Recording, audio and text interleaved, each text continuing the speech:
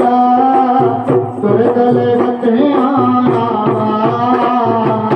कलकत्ते ते आचली दुर्गा माता कल गते ते आचली महारानी जल काल काले चली दुर्गा माता कल गते ते आचली महारानी जन बड़ियाने वाली आया बतारा दुर्गल गते आया तीरथ मां काली का जल कल गते आया तीरथ मां जगती का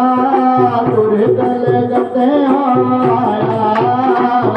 हनुमान पैरों मैया तेरे अंगवारी हनुमान पैरों दुर्गा तेरे अंगवानी हनुमान पैरों दुर्गा तेरे अंगवारी हनुमान पैरों मैया तेरे अंगवानी जन सबका को आप बुलाया रथ माता जीदा